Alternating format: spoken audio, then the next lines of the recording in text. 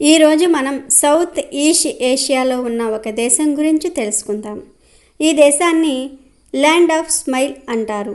ఎందుకంటే ఇక్కడి ప్రజలు ఎప్పుడూ చిరునవ్వుతో స్నేహపూర్వకంగా ఉంటారు. ప్రపంచంలోనే అత్యధిక లింగ మార్పిడి అంటే ఆడవారిని మగవారిగా, మగవారిని ఆడవారిగా మార్చే సెక్స్ సర్జరీస్ ఈ దేశంలోనే జరుగుతూ ఉంటాయి. అలాగే ఇక్కడి ప్రజలు వారి అలవాట్లు, ఇక్కడి ఆడవారు తమ రొమ్ములను దృఢంగా చేయడానికి అవలంబించే పద్ధతులు, ఇక్కడి నైట్ లైఫ్ వంటి అనేక ఫ్యాక్ట్స్ను ఈ వీడియోలో తెలుసుకుందాం. థాయిలాండ్, దీని official name Kingdom of Thailand. Bangkok ఈ దేశ రాజధాని మరియు అతిపెద్ద నగరం. 5,13,120 చదరపు కిలోమీటర్లో విస్తరించి ఉన్న ఈ దేశం ప్రపంచంలో 51వ అతిపెద్ద దేశంగా మరియు 6,98,00,000 మంది జనాభాతో ప్రపంచంలో అత్యధిక జనాభా కలిగిన దేశాలలో 20వ స్థానంలో ఉంది. ఇక్కడి కరెన్సీ పేరు థాయ్ బాత్. ఒక థాయ్ బాత్ మన ఇండియన్ కరెన్సీలో సుమారు ₹2కు సమానం. ఈ దేశ ఆర్థిక వ్యవస్థ ప్రధానంగా పర్యాటకం మరియు వ్యవసాయ రంగంపై ఆధారపడి ఉంది. ఈ దేశ అఫీషియల్ లాంగ్వేజ్ థాయ్. 90% మందికి పైగా ప్రజలు ఈ లాంగ్వేజ్లోనే మాట్లాడుకుంటూ ఉంటారు. ఈ దేశంలో రాజ్యాంగంతో కూడిన రాచరిక ప్రభుత్వం అమలులో ఉంది. థాయ్ రాజ్యాంగంలో అధికారిక మతం అంటూ ఏదీ లేదు. అయినప్పటికీ ఇక్కడి జనాభాలో దాదాపు 94% మంది బౌద్ధ మతాన్ని పాటిస్తారు. థేరవాడ అనే శాఖకు చెందిన బౌద్ధులు అధికంగా ఉన్నారు. ప్రపంచంలో చైనా తర్వాత బౌద్ధుల జనాభా ఈ దేశంలోనే అధికంగా ఉంది. అలాగే ఈ దేశ రాజు చట్టం ప్రకారం థేరవాడ బౌద్ధుడిగా ఉండాలి. ఈ దేశంలో సుమారు 3.5 లక్షల మందికి పైగా బౌద్ధ సన్యాసులు ఉన్నారు. వీరు పసుపు మరియు నారింజ రంగు వస్త్రాన్ని కప్పుకొని ఉంటారు. థాయిలాండ్లోని 20 సంవత్సరాల లోపు ప్రతి యువకుడు కనీసం వారం నుండి 3 నెలల మధ్య కాలానికి సన్యాసిగా మారాలి. తమ మతం పట్ల లోతైన భక్తి మరియు అవగాహనను పెంచుకోవడానికి ఇలా చేస్తారు. 1932కు ముందు థాయిలాండ్ను ప్రపంచవ్యాప్తంగా సియామ్ అని పిలిచేవారు. దీని అర్థం ముదురు లేదా గోధుమ రంగు. ఇది స్థానిక ప్రజల చర్మ రంగును సూచిస్తుంది. 1932 సంస్కరణల తర్వాత సియామ్ పేరు థాయిలాండ్గా మార్చబడింది. థాయిలాండ్ రాజధాని పేరు బ్యాంకాక్ అని మనందరికీ తెలుసు. కానీ థాయ్ భాషలో ఈ నగరానికి మరో పేరు కూడా ఉంది. దానిని పూర్తిగా చదవటం చాలా కష్టం, ఎందుకంటే ఇది ప్రపంచంలోనే అతిపెద్ద పొడవైన నగరం పేరు. థాయిలాండ్ రాజధాని బ్యాంకాక్ ప్రపంచంలోనే అత్యంత ప్రముఖ పర్యాటక కేంద్రం. ఇక్కడి దృశ్యాలు, ఆకర్షణలు మరియు నగర జీవితం విభిన్న పర్యాటకులను విశేషంగా ఆకర్షిస్తూ ఉంటాయి. అలాగే ఇక్కడి రాజభవనాలు మరియు దేవాలయాలు, మ్యూజియంలు వంటి అనేక పర్యాటక ప్రదేశాలు ఇక్కడ చాలా ఉన్నాయి. బ్యాంకాక్ ప్రపంచంలోనే అత్యంత హైటెక్ సిటీగా గుర్తింపు పొందింది. ఈ నగరంలో సెక్స్ టూరిజం అంటే డబ్బును చెల్లించి సెక్స్ చేయడానికి అనేక దేశాల నుండి లక్షల మంది ప్రయాణించి ఇక్కడికి వస్తూ ఉంటారు. అలాగే బ్యాంకాక్ నగరంలో నైట్ లైఫ్ను అనుభవించాలనుకునే వారి కోసం అద్భుతమైన నైట్ క్లబ్లు, రూఫ్ టాప్ బార్లు, కాక్టెయిల్ బార్లు చాలా ఉన్నాయి. థాయిలాండ్లోని సెక్స్ టూరిజం అభివృద్ధి చెందడానికి ముఖ్య కారణం ఈ దేశాన్ని పరిపాలించిన ఒకప్పటి రాజులు అని చెప్పవచ్చు. 1351 నుండి 1767 వరకు అప్పటి సియామ్ను అంటే నేటి థాయిలాండ్ను పరిపాలించిన అయుతయ రాజ్యంలోని రాజులు వ్యభిచారాన్ని చట్టబద్ధం చేసి వ్యభిచార గృహాల ద్వారా పన్ను వసూలు చేసేవారు. అప్పుడు ప్రారంభమైన ఈ వ్యభిచార పరంపర నేటికే కొనసాగుతూ వస్తుంది. థాయిలాండ్లోని కొంతమంది మహిళలు తమ రొమ్ములు నిండుగా మరియు దృఢంగా కనిపించేలాగా చేయడానికి బ్రెస్ట్ స్లాపింగ్ అనబడే సాంప్రదాయ చికిత్స చేయించుకుంటూ ఉంటారు. సర్జరీ లేకుండా ఆడవారి ఛాతీ భాగంలో పేరుకుపోయిన అదనపు కొవ్వును కదిలించడానికి ఆ ప్రాంతంలో చేతితో కొట్టడం లేదా మెత్తగా పిండటం చేస్తారు. ప్లాస్టిక్ సర్జరీ కంటే అతి తక్కువ ఖర్చు అయ్యే ఈ బ్రెస్ట్ స్లాపింగ్ చికిత్స సురక్షితమైనది మరియు వేగవంతమైన ఫలితాన్ని ఇస్తుంది. అందమైన శరీర ఆకృతి కావాలనుకునే థాయిలాండ్ మహిళలు బ్రెస్ట్ స్లాపింగ్ను ఎక్కువగా చేయించుకుంటూ ఉంటారు. సెక్స్ ఆపరేషన్స్ అంటే లింగ మార్పిడి శస్త్రచికిత్సలు చేయటంలో థాయిలాండ్ ప్రపంచ ప్రఖ్యాతిగాంచింది. ఆడవారిని మగవారిగా, మగవారిని ఆడవారిగా మార్చడానికి చేసే సెక్స్ సర్జరీస్ కోసం అమెరికా, ఆస్ట్రేలియా, చైనా, కొరియా వంటి అనేక దేశాల నుండి థాయిలాండ్కు వస్తూ ఉంటారు. ఎందుకంటే ఈ సెక్స్ సర్జరీస్ చేయటంలో ఇక్కడ అత్యంత అనుభవజ్ఞులైన డాక్టర్స్ ఉన్నారు. మరియు వీరి సెక్స్ రేట్ కూడా చాలా ఎక్కువ. అలాగే ఇతర దేశాల కంటే అతి తక్కువ ఖర్చులో సర్జరీస్ చేస్తూ ఉంటారు. అందుకే థాయిలాండ్ సెక్స్ సర్జరీస్ చేయటంలో ప్రపంచ స్థాయి వైద్య కేంద్రంగా మారింది. థాయిలాండ్లోని వీధులలో రుచికరమైన ఆహార పదార్థాలు విక్రయించే అనేక హోటల్స్ ఉన్నాయి. ఇక్కడ స్థానిక ప్రజలతో పాటు చైనా, వియత్నాం వంటి దేశాల నుండి వచ్చిన టూరిస్టులు సందడి చేస్తూ ఉంటారు. ప్రతిరోజు సాయంత్రం 6 గంటలకు ప్రారంభమయ్యి రాత్రంతా తెరిచి ఉండే ఈ ఫుడ్ స్టాల్స్లలో థాయ్ ప్రజలకు ఎంతో ఇష్టమైన అనేక రకాల ఆహార పదార్థాలు ముఖ్యంగా తోపుడు బండ్లపై వేడివేడిగా దొరుకుతూ ఉంటాయి. మరి థాయ్ ప్రజలకు ఇష్టమైన ఆహార పదార్థాలు ఏమై ఉంటాయి అనేది గెస్ చేయండి. వాటిని మనం టచ్ చేయటం కాదు కదా, కనీసం చూడడానికి కూడా ఇష్టపడం. అవి తేళ్ళు, బొద్దింకలు, సాలెపురుగులు, మిడతలు, పట్టు పురుగులు మరియు ఎర్రచీమలు వంటి అనేక కీటకాలను వారు ఇష్టంగా తింటూ ఉంటారు. అనేక శతాబ్దాలుగా థాయిలాండ్లో వీటిని తినటం అలవాటుగా ఉంది. ఎందుకంటే అవి అతి తక్కువ ధరల్లో ఎప్పుడూ అందుబాటులో ఉంటాయి. ఆగ్నేయ ఆసియా అంటే సౌత్ ఈస్ట్ ఏషియాలోని దేశాలలో కేవలం థాయిలాండ్ మాత్రమే యూరోప్ వారి చేత పరిపాలించబడలేదు. ప్రపంచవ్యాప్తంగా కొన్ని ప్రాయశ్చిత్త దేశాలు అనేక ఇతర దేశాలను ఆక్రమించుకుని తమ ఆధిపత్యాన్ని కొనసాగిస్తూ ఉండగా థాయిలాండ్ తన స్వతంత్రాన్ని నిలుపుకోగలిగింది. అందుకే ఈ దేశాన్ని ల్యాండ్ ఆఫ్ ఫ్రీ అని థాయ్ ప్రజలు గర్వంగా పిలుచుకుంటూ ఉంటారు. థాయిలాండ్లో ప్రతిరోజు ఉదయం 8 గంటలకు మరియు సాయంత్రం 6 గంటలకు థాయ్ జాతీయ గీతాన్ని ప్లే చేస్తారు. ప్రతి టీవీ మరియు రేడియో స్టేషన్లో schools, government office, banks, railway stations, bus stations, parks మరియు ఇతర బహిరంగ ప్రదేశాలలో జాతీయ గీతం ప్లే చేయబడుతుంది. ఈ టైంలో ప్రజలందరూ జాతీయ గీతానికి గౌరవంగా వారు చేసే పనిని నిలిపివేసి నిశ్శబ్దంగా నిలబడుతూ ఉంటారు. ఎవరైనా ఇలా చేయకపోతే వారిని చట్టపరంగా శిక్షిస్తారు. ప్రపంచంలోనే అతిపెద్ద బంగారు బుద్ధుడి విగ్రహం థాయిలాండ్లోని బ్యాంకాక్ వాట్ ట్రైమింగ్ దేవాలయంలో ఉంది. 5.5 టన్నుల బరువు కలిగిన ఈ విగ్రహం 3 మీటర్ల ఎత్తు ఉంటుంది. ఒకప్పుడు ఈ విగ్రహం నిజమైన విలువను ఎవరికీ తెలియకూడదని 200 సంవత్సరాల పాటు ఈ విగ్రహాన్ని ఒక గ్లాస్ పొరతో కప్పి ఉంచారు. థాయిలాండ్లోని కున్హాన్ జిల్లాలో ఒక బౌద్ధ ఆలయాన్ని నిర్మించారు. దీనిని temple of million beer bottles అంటారు. ఎందుకంటే ఈ ఆలయం సుమారు 1.5 మిలియన్ రీసైకిల్ చేసిన బీర్ బాటిల్స్ను ఉపయోగించి నిర్మించారు. ఒకప్పుడు ఇక్కడి సముద్ర తీరాలలో చెత్తా చెదారం పేరుకుపోవటం వలన కాలుష్యం పెరిగిపోవటంతో విసిగిపోయిన స్థానిక సన్యాసులకు 1984లో బీర్ బాటిల్స్తో ఒక దేవాలయాన్ని నిర్మించాలనే ఆలోచన వచ్చింది.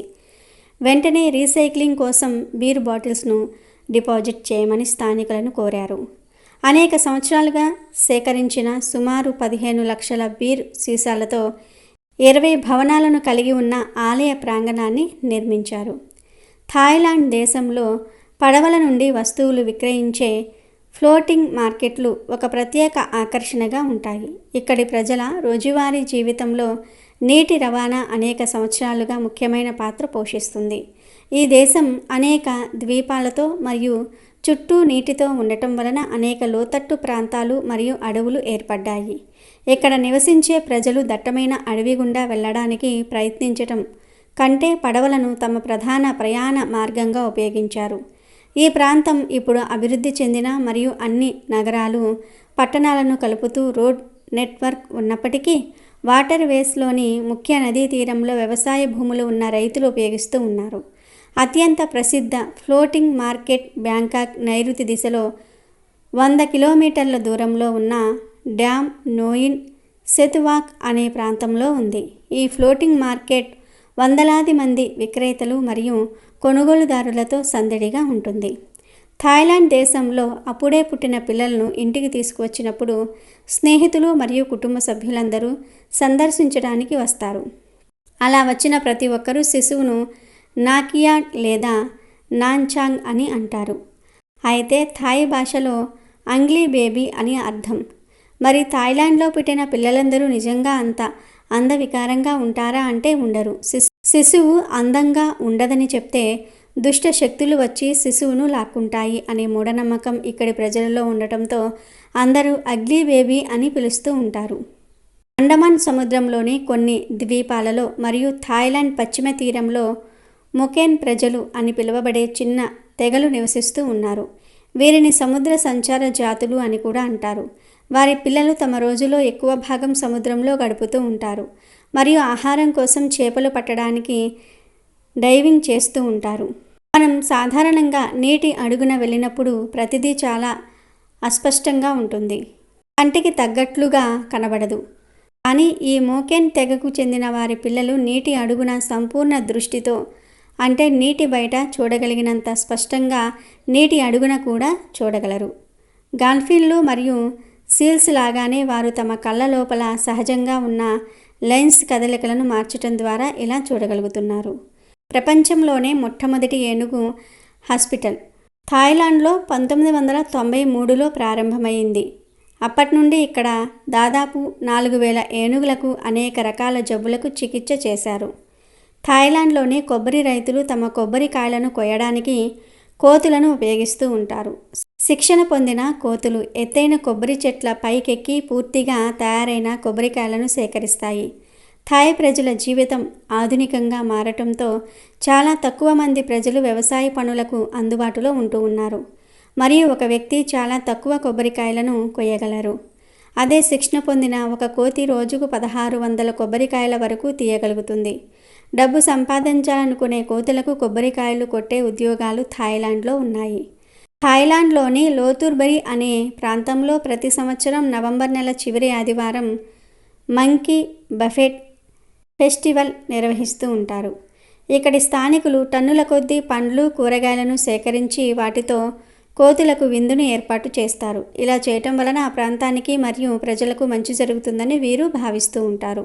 థాయిలాండ్లోని ఉద్దునాని అనే ప్రాంతంలో నోంగ్ హన్ కుంపావాసి అనే మంచినీటి సరస్సు ఉంది. స్థానికులు దీనిని తలేబువా డెంగ్ అని పిలుస్తూ ఉంటారు, అంటే ఎర్రలోట సముద్రం అని అర్థం.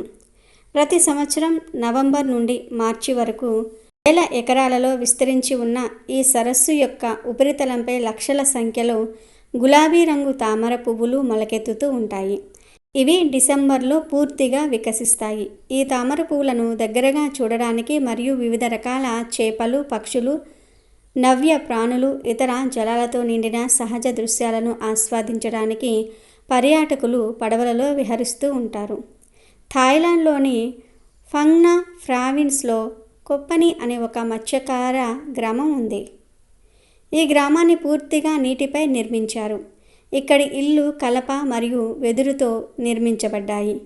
ఈ గ్రామ ప్రజలంతా 200 సంవత్సరాల క్రితం ఇండోనేషియా నుండి సముద్రంలో ప్రయాణించి థాయిలాండ్కు చేరుకున్న డోబాబు అనే కుటుంబానికి చెందినవారు.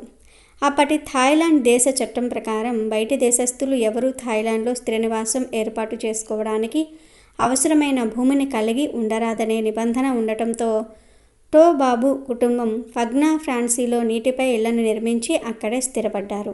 ప్రస్తుతం 300 కంటే ఎక్కువ కుటుంబాలు మరియు దాదాపు 1700 మంది జనాభా సముద్రంపై ఆధారపడి కొప్పని గ్రామంలో నీటిపై నివసిస్తూ ఉన్నారు. 1986 ప్రపంచ కప్ స్ఫూర్తితో 16 మీటర్ల వెడల్పు మరియు 25 మీటర్ల పొడవైన ఫ్లోటింగ్ ఫుట్బాల్ పిచ్ను కూడా వీరు నీటిపై నిర్మించారు.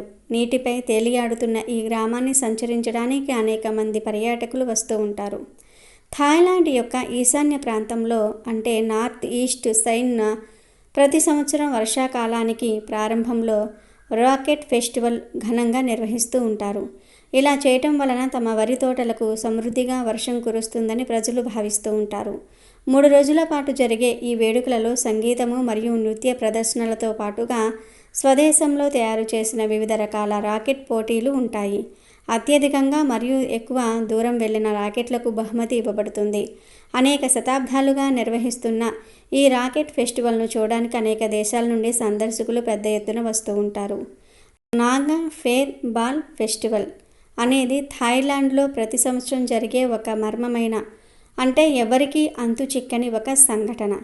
ఇక్కడి మోఖాంగ్ నదిలో నీటి నుండి గాలిలోనికి వేలాది ఫెయిర్ బాల్స్ అంటే మండే అగ్నిగోళాలు పైకి లేస్తాయి. ఈ బంతులు ఎర్రగా ఉండి చిన్న మెరుపులాగా ప్రారంభమై కొన్ని వందల మీటర్ల ఎత్తు వరకు ఎగిరి ఆ తర్వాత అదృశ్యమవుతాయి. ఇలా జరగడానికి గల కారణాన్ని ఇప్పటి వరకు శాస్త్రవేత్తలు కూడా కనిపెట్టలేకపోయారు. ప్రతి సంవత్సరం మేఖాంగ్ నది ఒడ్డున జరిగే ఈ నమ్మశక్యం కాని వింత సంఘటనను చూడడానికి వేలాది మంది ప్రజలు హాజరవుతూ ఉంటారు. థాయిలాండ్కు 70 సంవత్సరాల పాటు భూమిబోల్ అద్యుల్యదేశ్ అనే రాజు దేశాధినేతగా ఉన్నాడు. ప్రపంచ చరిత్రలో సుదీర్ఘకాలం పరిపాలించిన రాజులలో ఇతను 2వ స్థానంలో ఉన్నాడు. థాయిలాండ్ ప్రజలు తమ రాజును దాదాపు దేవుడిలాగా గౌరవిస్తారు మరియు రాజకుటుంబం పట్ల లోతైన సాంప్రదాయ భక్తిని కలిగి ఉంటారు. రాజు లేదా రాజకుటుంబాన్ని ఏ పరిస్థితుల్లోనైనా సరే అగౌరవపరచటం లేదా అవమానించటం చట్టవిరుద్ధం. ఇలా ఎవరైనా చేస్తే 3 నుండి 15 సంవత్సరాల వరకు జైలు శిక్ష విధించబడుతుంది. అలాగే గవర్నమెంట్ ఫంక్షన్లలో, సినిమా థియేటర్లలో, ప్రతి సినిమాకి ముందు సంగీత ప్రదర్శనల్లో, నాటకాలలో మరియు థాయ్ రాజు కుటుంబ సభ్యుడు హాజరైనప్పుడల్లా కింగ్స్ సాంగ్ అంటే రాజు గౌరవార్థం రాయల్ సాంగ్ ప్లే చేయబడుతుంది. ఈ సమయంలో ప్రతి ఒక్కరూ నిశ్శబ్దంగా నిలబడి ఈ పాటను వినాలి. ఇలా చేయని వారిని అరెస్ట్ చేస్తూ ఉంటారు. థాయిలాండ్ ప్రపంచంలోనే అత్యంత ప్రసిద్ధ పర్యాటక ప్రదేశం. ప్రతి సంవత్సరం ఈ దేశాన్ని సుమారు 4 కోట్ల మంది సందర్శిస్తూ ఉంటారు. థాయిలాండ్ యొక్క ప్రధాన సంస్కృతి బౌద్ధ మతంపై ఆధారపడింది. ఈ దేశం ముఖ్యంగా ఇక్కడి బీచ్లు, గొప్ప రాజభవనాలు, పురాతన శిథిలాలు మరియు బుద్ధిని బొమ్మలను ప్రదర్శించే అలంకరించబడిన దేవాలయాలకు ప్రసిద్ధి చెందింది. ఇక్కడి ప్రజలు ఎప్పుడూ నవ్వుతూ స్నేహపూర్వకంగా ఉంటారు. కోపం, బాధ, ఇబ్బంది లేదా మరే సందర్భమైన వీరు చిరునవ్వుతోనే సమాధానం చెప్తారు. అందుకే థాయిలాండ్ పర్యాటకులను విశేషంగా ఆకర్షిస్తుంది. ఇవి థాయిలాండ్ విశేషాలు. ఈ వీడియో కనుక నచ్చితే లైక్ చేసి షేర్ చేయండి. అలాగే మా ఛానల్ని సబ్స్క్రైబ్ చేసుకొని మాకు సపోర్ట్ చేయండి.